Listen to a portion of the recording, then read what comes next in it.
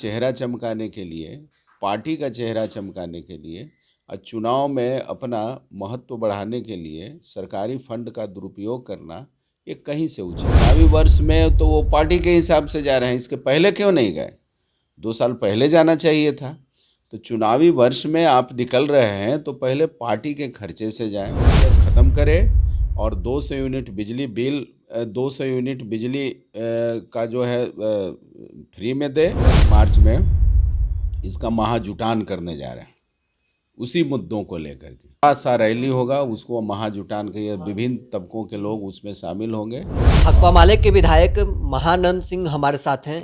Sir, Nitish Kumar संवाद यात्रा पर निकलने वाले हैं, महिला संवाद यात्रा करेंगे।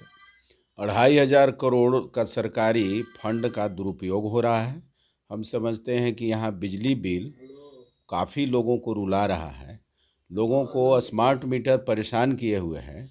यहाँ सरकार स्मार्ट मीटर ख़त्म करे और 200 यूनिट बिजली बिल 200 यूनिट बिजली का जो है फ्री में दे, किसानों को फ्री में दे, और जो बिजली बिल जितना है वो सारे बिजली बिल को माफ़ करें। ये सरकार को करना चाहिए। तो अपना चेहरा चमकाने के लिए, पार्टी का चेहरा चमकाने के लिए और चुनाव में अपना महत्व बढ़ाने के लिए सरकारी फंड का दुरुपयोग करना ये कहीं से उचित नहीं। तेजस्वी यादव भी यात्रा पर हैं, वो 200 यूनिट फ्री बिजली देने की वादा कर रहे हैं। हम लोगों की जहाँ सरकार है, जैसे अभी देख लीजिए झारखंड की सरकार ने तो इसको पूरा किया, तो यहाँ भी हम लोगों की सरकार बनेगी तो हम लोगों की मांग भी है।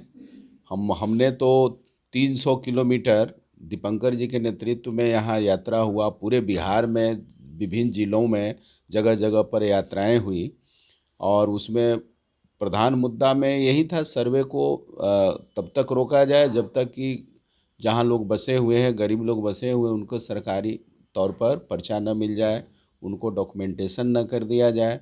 दूसरा मांग था कि जो बिजली बिल है, बिजली बिल को माफ़ करना, स्मार्ट मीटर को हटाना और 200 यूनिट बिजली फ्री करना। ये मांग को लेकर के और बहुत सारे जो मांग थे, दलित गरीबों के ऊपर हमले और जो सवाल थे, रोज़गार का सवाल, किसानों का सवाल, महिलाओं के सवाल, ये स्कीम वर्करों का सवाल को लेकर के हम लोगों का यात्रा शुरू हुआ था। यहाँ न्याय सम्मेलन हुआ और आने वाले समय में हम लोग तुरंत मार्च में इसका महाजुटान करने जा रहे हैं उसी मुद्दों को लेकर के। मार्च में मतलब स्मार्ट मीटर इस सब को लेकर महाजुटान सारे होगा। एकदम जो मुद्दा है, जनता के जो मुद्दे हैं, उन मुद्दों को लेकर के महाजुटान होगा।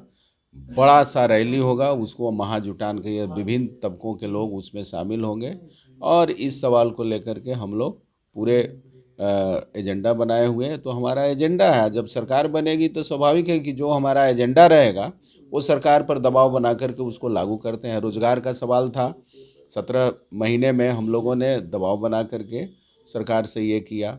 आरक्षण का जो सवाल था वो लागू करने की बात हुई थी, लेकिन जैसे ही सरकार पलटी वो देखिए कि फिर वो कूड़ेदान में डाल दिए गए। ये जो जुटान है सिर्फ भाकपा माले के है कि महागठबंधन के भाकपा हैं? माले का, भाकपा माले का है और गरीबों को गरीबों के एजेंडा, मजदूरों के, किसानों के, अकलियतों के और यहाँ स्कीम वर्करों के जो सवाल हैं, उन सारे सवालों को लेकर के, जीविका दीदियों के सवाल को लेकर के ये महाजुटान है। तेजस्वी यादव 1500 रुपये वृद्धा और विधवा पेंशन देने की भी बात कर रहे हैं। उन्होंने ऐलान किया है कि सरकार आएगी तो 1500 रुपये कर देंगे। हम लोग तो 3,000 मांग कर रहे हैं। 1500 क्या, 3,000 हम लोग मांग कर रहे हैं कि वृद्धा पेंशन जो है वो 3,000 होना चाहिए।